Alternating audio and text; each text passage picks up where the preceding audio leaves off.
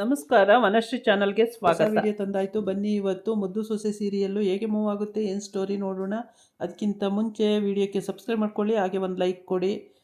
ಇಲ್ಲಿ ಭದ್ರಾ ಬೆಳಗ್ಗೆನೇ ಪಾಪ ಎಷ್ಟೊಂದು ಕಷ್ಟಪಡ್ತಾಳೆ ಬಸ್ರಿ ಹೆಂಡ್ತಿ ಅಂತ ಹೇಳ್ಬಿಟ್ಟು ಬೇಗನೆ ಎದ್ದು ತಿಂಡಿ ಕಾಫಿ ಎಲ್ಲ ಮಾಡಿ ಬಿಸಿನೀರು ಕಾಯಿಸಿ ಎಲ್ಲ ರೆಡಿ ಮಾಡಿ ಸ್ನಾನಕ್ಕೆ ಬಿಸಿನೀರು ಕಾಯಿಸಿ ಐರನ್ ಮಾಡಿ ಸೀರೆ ರವಿಕೆ ಎಲ್ಲ ಐರನ್ ಮಾಡಿ ರೆಡಿ ಮಾಡಿ ಇಟ್ಟಿರ್ತಾನೆ. ಆಮೇಲೆ ವಿದ್ಯಾ ಇವತ್ತು ಅಲಾರಾಮ್ ಆಫ್ ಆಗಿದೆ, ಹೇಳೋದು ಲೇಟ್ ಆಗುತ್ತೆ. ಅವಾಗ ಎದ್ದಿರ್ತಾಳೆ, ಎದ್ದು ನೋಡ್ತಾಳೆ ಏನು ಎಲ್ಲ ರೆಡಿಯಾಗಿರುತ್ತೆ. ಅಲ್ಲಿ ಸ್ನಾನಕ್ಕೆ ಹೋಗಿ ನೀರು ಕಾಯಿಸ್ಕೊಡೋದು ಲೇಟ್ ಆಗುತ್ತೆ ಅಂಥೇಳಿ ಬಚ್ಚಲ ಮನೆಗೆ ಹೋಗ್ತಾಳೆ. ನೋಡೋಣ ಏನೋ ತಣ್ಣೀರೇ ಮಾಡ್ಕೊಂಡ್ರೆ ಆಯಿತು ಅಂತೇಳ್ಬಿಟ್ಟು ಅಲ್ಲೋದ್ರೆ ಬಿಸಿನೀರು ಕಾಯ್ದಿರುತ್ತೆ. ಬಿಸಿನೀರು ಸ್ನಾನವೂ ಆಯಿತು. ಆಮೇಲೆ ಅಲ್ಲಿಂದ ರೆಡಿಯಾಗಿ ಬಂದಾದಮೇಲೆ ಟಿಫನ್ನು ಮತ್ತು ಇದು ರೆಡಿಯಾಗಿತ್ತು, ಬಿಸಿನೀರೆಲ್ಲ ಅದನ್ನು ತೊಗೊಂಡ್ಲು. ಯಾರು ಇಷ್ಟು ಬೇಗ ಎಲ್ಲ ಮಾಡಿಟ್ಟಿದ್ದಾರಲ್ಲ ಅಂತೇಳ್ಬಿಟ್ಟು ಚಂಪಾ ಮತ್ತು ಶರು ಆಚೆ ಎದ್ದೋಗಿರ್ತಾರೆ. ಎಲ್ಲ ರೆಡಿಯಾಗಿರುತ್ತೆ ಮನೆಯಲ್ಲಿ. ಎಲ್ಲ ರೆಡಿಯಾಗಿ ಎಲ್ಲ ಇದು ಬಾಕ್ಸಿಗೆ ಹಾಕಿ ಎಲ್ಲ ರೆಡಿ ಮಾಡಿ ಟಿಫೈ ಮೇಲೆ ತಂದಿಡ್ತಾನೆ, ಬ್ಯಾಗು ಕೂಡ ತಂದಿಟ್ಟಿರ್ತಾನೆ. ಇದೆಲ್ಲ ನೋಡಿ ವಿದ್ಯಂಗೆ ಏನಪ್ಪ ಇಷ್ಟು ಬೇಗ ಇದೆಲ್ಲ ಹೆಂಗೆ ರೆಡಿ ಮಾಡಿದ್ರು, ಶರುನೂ ಚಂಪನೂ ರೆಡಿ ಮಾಡಿದ್ರಾ ಅಂತೇಳ್ಬಿಟ್ಟು ಯೋಚನೆ ಮಾಡ್ತಾ ಇರ್ತಾಳೆ. ಆದರೂ ಓಕೆ ಅಂತೇಳ್ಬಿಟ್ಟು ಬೆಳಗ್ಗೆ ಎದ್ದು ಮೈ ಮುರ್ಕೊಂಡು ಎದ್ದು ಸ್ನಾನಕ್ಕೆ ಹೋಗಿ ಎಲ್ಲ ರೆಡಿ ಮಾಡ್ಕೊಂಡು ಬಂದು ಆಮೇಲೆ ಭದ್ರ ಏನು ಗೊತ್ತಿಲ್ಲ ಅನ್ನಂಗೆ ಸುಮ್ಮನೆ ಮನಗಿರ್ತಾನೆ.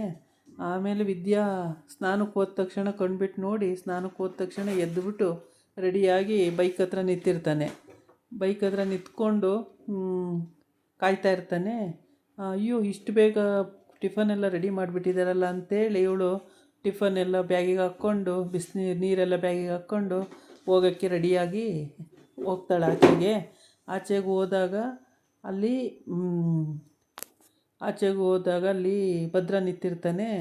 ಭದ್ರ ನಿಂತು ಬಾ ಕೂತ್ಕೋ ಅಂತಾನೆ. ಇಲ್ಲ ನಾನು ಆಟೋಲ್ಲೇ ಹೋಗ್ತೀನಿ, ಏನು ಪರವಾಗಿಲ್ಲ, ಸ್ವಲ್ಪ ಹೊತ್ತು ಲೇಟ್ ಆದ್ರೂ ಹೇಳ್ಕೊಳ್ತೀನಿ ನಾನು ಅಂತಾಳೆ. ಲೇಟ್ ಆದರೆ ಅವ್ರೇನಾರು ಅಂದ್ಕೊಳ್ಳಲ್ವಾ, ಬಾ ಕೂತ್ಕೋ ಅಂತಾನೆ. ಇಲ್ಲ ಏನೂ ಅಂದ್ಕೊಳ್ಳಲ್ಲ, ನಾನು ಲೇಟಾಗೇ ಹೋದರೂ ಪರವಾಗಿಲ್ಲ ಅಂಥೇಳಿ ಹೊರಡ್ತಾಳೆ. ಆಮೇಲೆ ಸರಿ ಈಗ ಎಲ್ಲ ವಸ್ತುಗೂ ಬಾಡಿಗೆ ಕೊಡ್ತೀಯಲ್ಲ, ಹಂಗೆ ಇದಕ್ಕೂ ಕೊಡಿ ಅಂತೆ ಕೂತ್ಕೋ ಅಂತಾನೆ. ಅದು ಬಾಡಿಗೆ ಕೊಡೋದು ಮನೇಲೆಲ್ಲ ಯೂಸ್ ಮಾಡೋ ವಸ್ತುಗೆ, ಇಲ್ಲಿ ಇದಕ್ಕೆ ಕೊಡಬೇಕಲ್ಲ ಬೈಕಿಗೆ ಅಂತ. ಬೈಕು ನಿಮ್ಮದೆಯಾ, ಪೆಟ್ರೋಲು ನಿಮ್ಮದೇ ಅಂತ. ಬರೀ ಇವು ಮಾತಾಡೋಕ್ಕೆ ಸರಿ ಇದೆಯಾ, ಕೂತ್ಕೋ ಫಸ್ಟು ಅಂತ ಹೇಳ್ತಾನೆ. ಆಮೇಲೆ ಸರಿ ಬೈಕಲ್ಲಿ ಕೂತ್ಕೋತಾಳೆ. ಲಾಸ್ಟಿಗೆ ಸುಮಾರು ಹೊತ್ತು ಅದೇ ನಡೆಯುತ್ತೆ. ಆಮೇಲೆ ಹೋಗಿ ಆಯಿತು ಅಂತ ಕೂತ್ಕೊತಾಳೆ. ಕೂತ್ಕೊಂಡಾದಮೇಲೆ ಅಲ್ಲಿ ಇಳಿತಾಳಲ್ವ, ತುಂಬ ದೂರ ಹಿಂದೆನೇ ಇಳ್ಕೊತಾಳೆ. ಆಮೇಲೆ ತುಂಬ ದೂರ ಹಿಂದೆ ಯಾಕೆ ಇಳಿತಿದೆಯಾ, ಅಲ್ಲಿ ಹೋಟ್ಲ್ ಹತ್ರನೇ ಇಳ್ಕೊ ಅಂತ ಹೇಳ್ತಾನೆ. ಅದಕ್ಕೆ ಹೇಳ್ತಾಳೆ, ಇಲ್ಲ ನಿಮ್ಮ ಮರ್ಯಾದೆ ಎಲ್ಲ ಹೋಗುತ್ತೆ. ಶಿವರಾಮೇಗೌಡರ ಸೊಸೆ ಅಂತ ಫಸ್ಟೇ ಇವಾಗ ಕೆಲವರಿಗೆಲ್ಲ ಗೊತ್ತಾಗ್ಬಿಟ್ಟಿದೆ. ಹಂಗಾಗಿ ಮರ್ಯಾದೆ ಪ್ರಶ್ನೆ, ನೀವು ಅವ್ರ ಮಗ ಅಂತ ಗೊತ್ತಾದರೆ ಮಗನೇ ತಂದುಬಿಟ್ಟು ಹೋಗ್ತಾನೆ ಹೆಂಡ್ತಿನ ಇಲ್ಲಿ ಕೆಲಸ ಮಾಡೋಕ್ಕೆ ಅಂತ ಆಗುತ್ತೆ. ಯಾವುದೋ ಹುಡುಗಿ ಜೊತೆ ಬಂದ ಅಂತ ಹೇಳ್ತಾರೆ. ಅವೆಲ್ಲ ಬೇಡ, ನಾನು ನಡ್ಕೊಂಡೇ ಹೋಗ್ತೀನಿ ಅಂತ ಹೇಳ್ತಾಳೆ. ಆಮೇಲೆ ಇಲ್ಲ ಹಂಗೇನಾಗಲ್ಲ ಕೂತ್ಕೋ ಅಂತ ಹೇಳ್ತಾನೆ. ಇಲ್ಲ ಬೇಡ, ನನ್ನಿಂದ ನಿಮ್ಮ ಮರ್ಯಾದೆ ಎಲ್ಲ ಹೋಗೋದು ಬೇಡ, ನೀವು ಹೋಗಿ ಅಂಥೇಳಿ. ಆಗ ಸರಿ ಅಂತೇಳ್ಬಿಟ್ಟು ಅವನು ಮನೆಗೆ ಬರ್ತಾನೆ. ಮನೆಗೆ ಬರೋ ಅಷ್ಟೊತ್ತಿಗೆ ಅಲ್ಲಿ ಅಜ್ಜಿ ಮಗನಿಗೆ, ಅಲ್ಲ ಕಣೋ ಎಷ್ಟೊಂದು ದಿನ ಆಗೋಯ್ತು, ಇಬ್ಬರು ಬೇರೆ ಬೇರೆಯೇ ಇದ್ದಾರೆ, ಅವರಿಬ್ಬರು ಒಟ್ಟಿಗೆ ಇರೋಂಗೆ ಮಾಡೋ ಶಿವರಾಮ ಅಂತ ಹೇಳುತ್ತೆ ಅಜ್ಜಿ. ಆವಾಗ ಏನು ಮಾಡೋದವ, ಅವರವರೇ ಅದನ್ನು ಅರ್ಥ ಮಾಡ್ಕೋಬೇಕು, ನಾವು ಹೇಳಿ ಮಾಡ್ಸೋಕ್ಕಾಗುತ್ತೇನವ ಅಂತ ಹೇಳ್ತಾನೆ. ಇಲ್ಲ ಕಣೋ ಹಂಗೆ ಅರ್ಥ ಆಗಲ್ಲ, ಹೇಳೇ ಮಾಡಿಸ್ಬೇಕು ಅಂತ. ಆಮೇಲೆ ಸರಿ ಅಂತ ಫೋನ್ ಮಾಡ್ತಾನೆ ಶಿವರಾಮೇಗೌಡ. ಭದ್ರ ಎತ್ತಾನೆ. ಬಾ ಇಲ್ಲಿ ಮಾತಾಡ್ಬೇಕು ನಿನ್ನ ಹತ್ರ ಅಂತ ಕರಿತಾನೆ. ಬರ್ತಾನೆ. ಬಂದು ಏನಪ್ಪಯ್ಯ ಕರೆದಿದ್ದು ಅಂತ. ಆವಾಗ ಅಜ್ಜಿ ಹೇಳುತ್ತೆ, ಹಿಂಗೆ ನಿಮ್ಮಪ್ಪ ಮಾತಾಡಬೇಕಂತೆ, ಬಾ ನಿನ್ನ ಹತ್ರ ಅಂತೇಳ್ಬಿಟ್ಟು. ಆಮೇಲೆ ಏನು ಮಾತಾಡಬೇಕು ಅಪ್ಪಯ್ಯ ಅಂತೇಳಿ ಕೇಳ್ತಾನೆ. ಆವಾಗ ಹೇಳ್ತಾನೆ ಅವರಪ್ಪ, ಅಲ್ಲ ಕಣ ಮಗ, ಇಷ್ಟು ದಿನ ಅವಳು ಮಾಡಿದ್ದು ಒಂದು ತಪ್ಪು ಹೌದು, ಆ ತಪ್ಪನ್ನೇ ನಡೆಸ್ಕೊಂಡು ಹೋದ್ರೆ ಆಗಲ್ಲ.